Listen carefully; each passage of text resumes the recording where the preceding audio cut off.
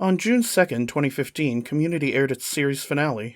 It actually floored me to realize that it's already been 10 years. As such, I thought I'd make a video to celebrate this innovative, often thought-provoking comedy that has given me many laughs over the years. There's so many ways this show has entertained me, I couldn't even count them, but I'm certainly going to try. But because jokes affect different people in different ways, and a list of so-called best community jokes would be 200 or 300 entries long, I'll try to narrow things down a bit.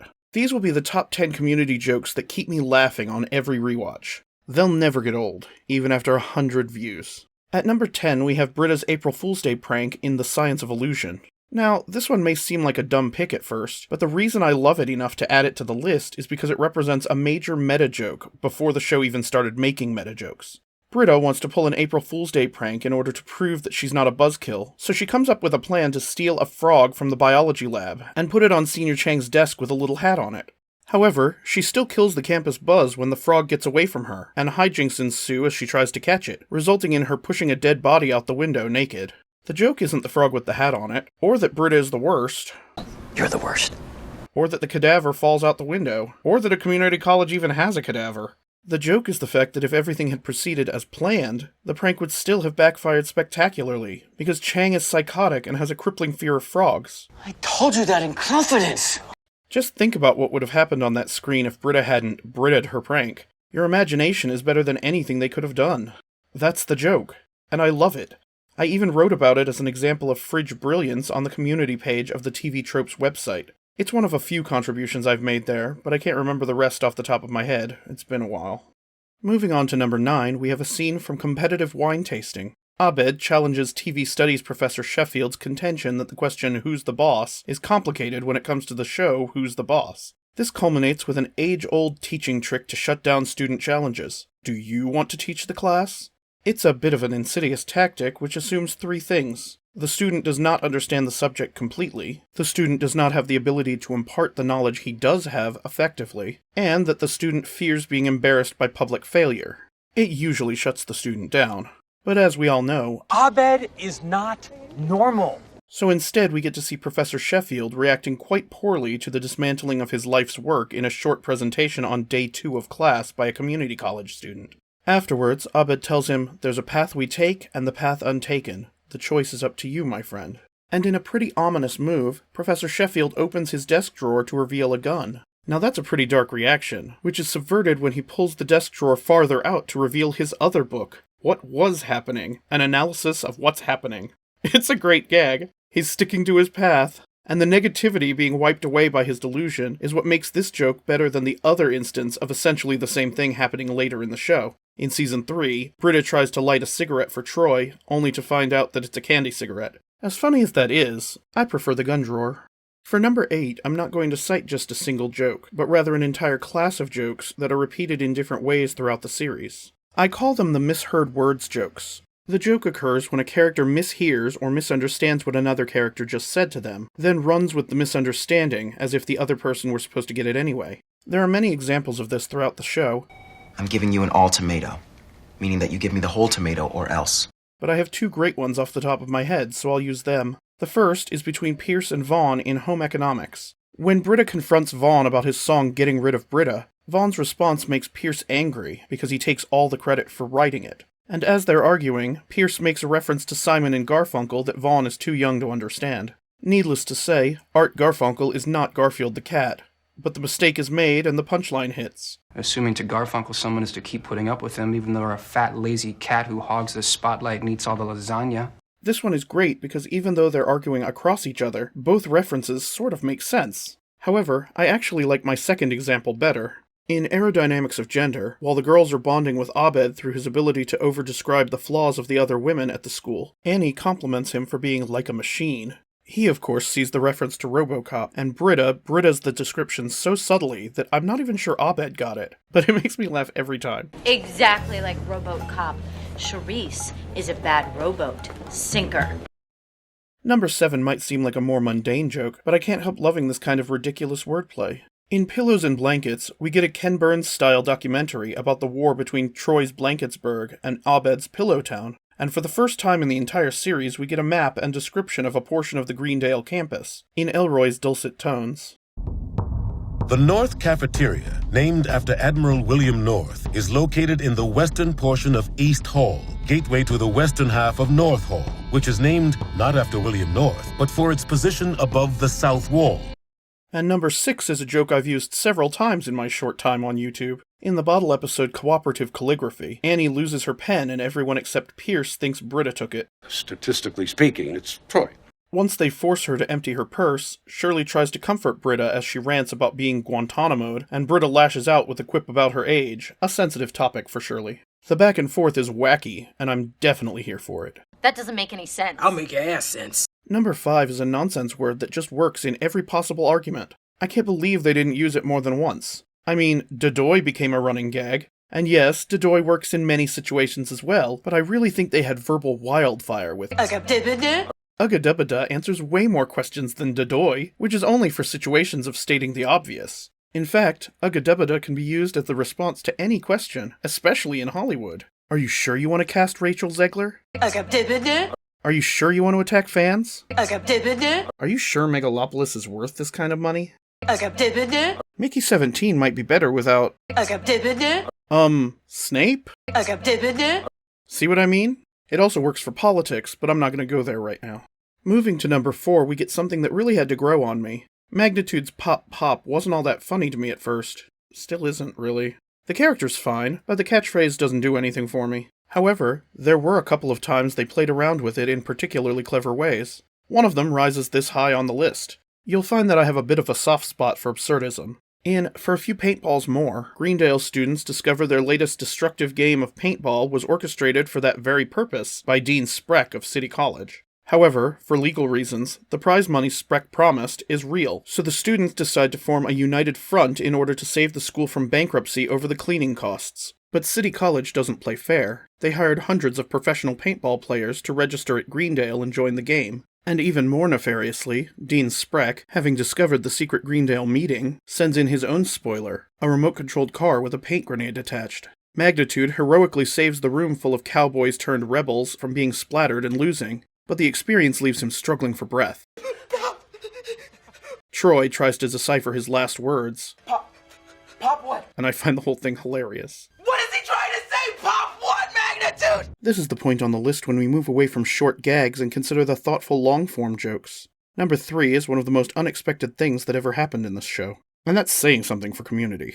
In VCR maintenance and educational publishing, Dean Pelton arrives in his latest outfit with some bad news for the teachers on the Save Greendale committee. Payday has been postponed, and he wants to show his empathy with a freestyle rap apology.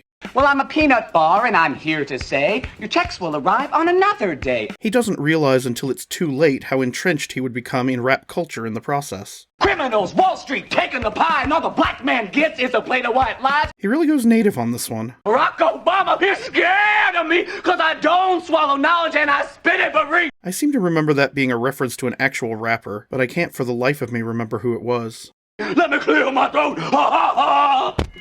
The panicked waddling away is a great capper to this cold open scene. I don't know what that was. Neither do we, Craig. Neither do we. Number 2 on the list also taps into my love of absurdism. And it's the kind of thing that would make me super angry in a serious drama setting, but it's great for comedy. In Conspiracy Theories and Interior Design, Jeff seems to have discovered the perfect blow-off class. The one that doesn't exist. Annie forces him to go on a little adventure as a form of homework to teach him a lesson about cheating the system. Yes, you were making me do work for my fake conspiracy class. But as we all know, Jeff Winger never learns. Now, this episode might be on my top 10 favorite episodes, and is almost certainly on my list of top 10 most meaningful or most innovative episodes. There's so much going on in it, and all of it is fantastically funny. From the Blanket Fort's surrealistic world of Turkish pride and bureaucracy, Don't look at me, they had the proper permits. to the drama teacher's overacting, everything about this episode serves to drive us to the inevitable conclusion, a showdown with fake prop guns. I know, predictable, right? Well, number 2 on this list is the final showdown, where Annie and Jeff use Professor Garrity's prop guns to teach Dean Pelton a lesson. And then the Dean and Annie use prop guns to teach Jeff a lesson. And then Jeff and the Dean use prop guns to teach Annie a lesson. And then Jeff and Annie use prop guns to teach the Dean another lesson, culminating in Officer Kakowski rushing to help Professor Garrity teach them all a lesson. Kakowski gets a great line. Fact. In 100% of all fake gun-related shootings, the victim is always the one with the fake gun. and the dean has a wonderful breakdown. Would that this hoodie were a time hoodie. And Jeff, true to form, still tries to weasel class credit out of everything that transpired in the episode. And no one realizes that they all have to know everything that was going to happen for any of it to make sense. Brilliant. As always, I want to recognize some honorable mentions before I get to the top of the list. The first comes from the Halloween episode, Epidemiology. As the infected taco meat turns everyone into zombies, the group scatters around the library searching for an exit. Jeff, Troy, and Abed try to escape through the basement. As they move carefully through the dark, there's a twist on a classic horror trope, the spring-loaded cat. The twist is that they keep launching them. Is someone throwing it? Enough to derail the entire search for an exit. But what about the zombies? Backburner, Troy. This cat has to be dealt with. Now, this one loses a few points because I swear there was already a multiple cat jump scare in one of the Friday the 13th movies, but I refuse to go through those to find the clip. The character reactions are still worth the honorable mention, though.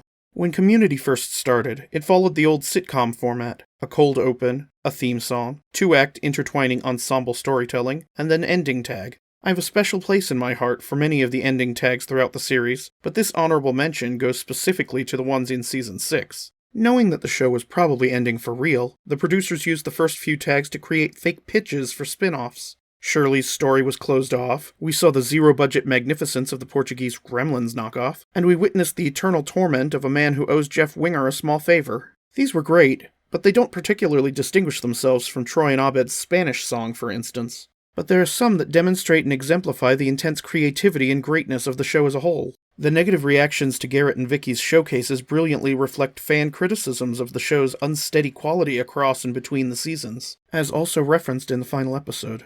The Dean's interaction with Takashi, the boy whose number Jeff gave the Dean instead of his own, turns a teenage boy into the head of the Mafia, using Slippery Slope to demonstrate just how impactful Jeff's selfishness can be. Ditto for the man who ordered a giant hand in order to reach into the sky and catch the giant kite that disappeared his son, with hilariously tragic results when the hand isn't delivered. I'm gonna walk the dog and eventually leave you. And of course, the final tag of the series reveals that the show is both a board game and not a board game. A great reference to one of the worst endings to a great show ever, St. Elsewhere, and it devolves into an existential crisis for the characters playing the game, followed by a fantastic disclaimer read to keep the joke going for as long as possible. Genius. And I hate relegating this to an honorable mention, but it's really too big to be one part of the list. Chang is a substantial force for hilarity within the show. His performance elevates the series to strange places at times. Yeah, you made me need to cry in the shower tonight. His variable levels of insanity and antagonism keep the show flowing smoothly without falling into a predictable routine. And for a show that constantly calls back to itself, the ability to prevent the repetitions from falling into tedium is itself quite impressive. But, like he points out in Season 6, Chang was best utilized as a Spanish teacher in Season 1.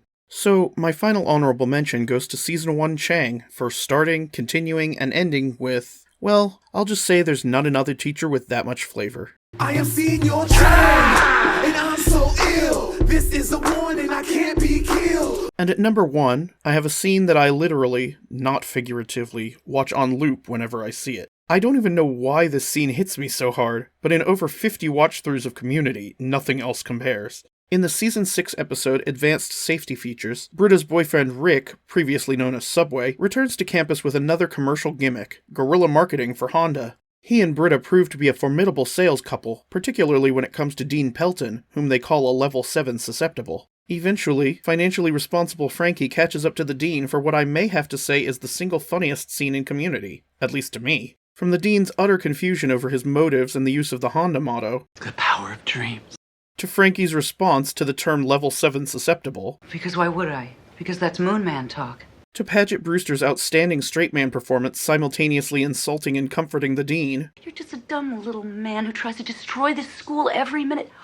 I am sorry. I seriously can't get enough of this scene. The way Frankie's instincts fight each other has me rolling on the floor, and I don't know if it would be as effective with another character, because the other characters break. And Jim Rash slowly breaking down as she piles on is the icing on the cake, because you can see it in his eyes that he barely understands why she's berating him. It proves that even as it was winding down, Community was still great. Can't wait for the movie. And that's my list. If you love this show as much as I do, let's talk about it in the comments section. What kind of scenes do you watch on repeat? Let me know the jokes that you love best. If you liked this video, please consider clicking the little buttons below and subscribing to the channel. Thank you for watching, and I hope to see you next time. Ugga-dubba-duh answers way more questions than Dodoy.